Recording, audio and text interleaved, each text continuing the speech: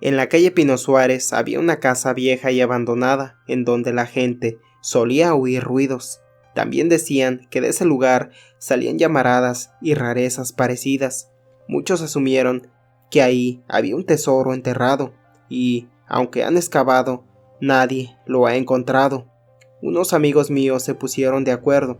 Se metieron a esa propiedad durante la noche a excavar, en donde, supuestamente, salían las llamaradas.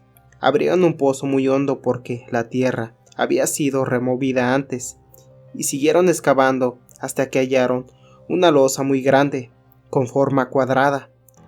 Decidieron sacarla, y era tan pesada que los 5 tuvieron que jalarla con cuerdas. Aún así, no pudieron sacarla del pozo.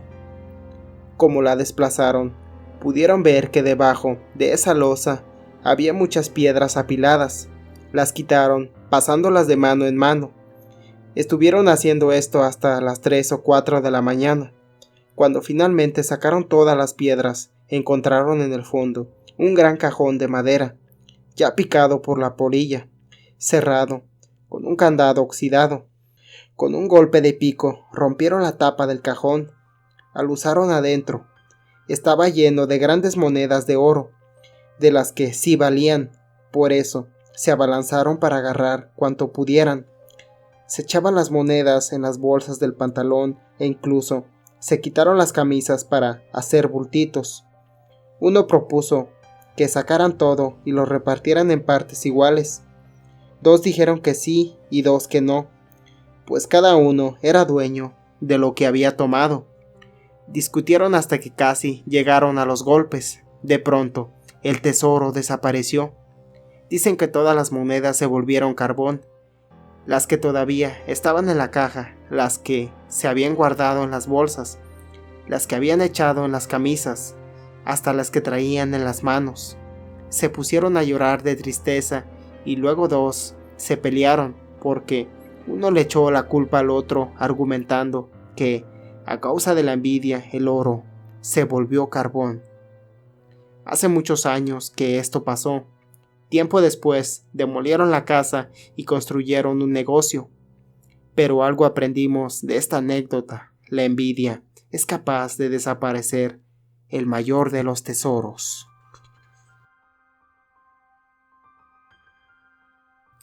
La gente cuenta que en esta región fueron enterrados muchos botines en tiempos de la Revolución.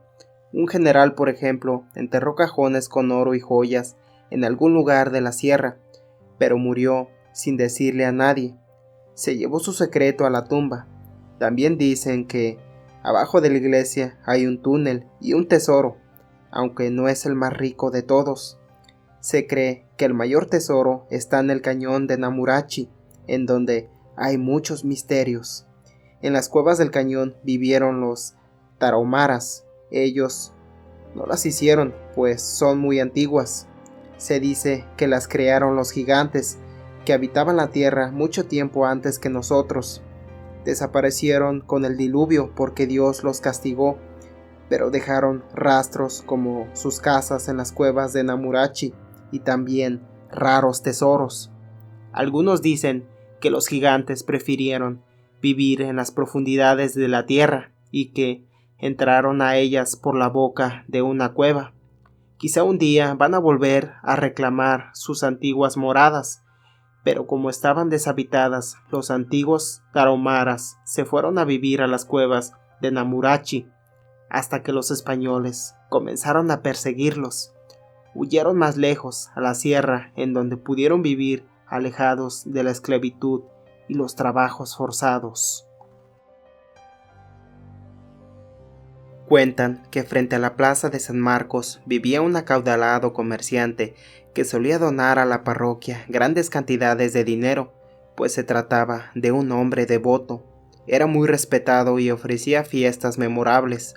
Tenía una hija en edad de casamiento y ya estaba en arreglos para conseguirle un buen partido en la Ciudad de México. Fue entonces cuando sobrevino la Revolución y la vida tranquila de Aguascalientes se vio trascotada al igual que en el resto del país. A esta ciudad primero llegaron los villistas, quienes recibieron el apoyo de la comunidad, más por miedo que por convicción. El comerciante ofreció a los generales una recepción en su casa, pues pensó que con ello se ganaría su respeto y protección. Pasaron los días y la tranquilidad pareció volver al lugar. Sin embargo, los rumores de la avanzada carrancista hacia Aguascalientes cada día cobraban más fuerza. Según recuentos de algunos testigos que habían estado en Zacatecas u otras poblaciones más al norte, los revolucionarios eran bandidos que nadie respetaban y robaban o mataban por placer. Cuando estas noticias llegaron a oídos del acaudalado comerciante, ideó un plan para esconder su fortuna en un sitio seguro.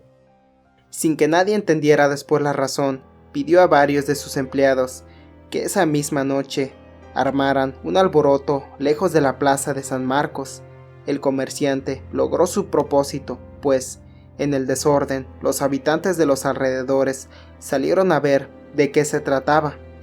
Para entonces, el hombre ya había llenado un baúl con las riquezas familiares más preciadas, monedas de oro y joyas. Cuando se percató de que no había nadie a la vista, fue a la plaza y cavó un pozo muy profundo junto a una jacaranda. Luego fue a su casa por el baúl y lo enterró en aquel sitio.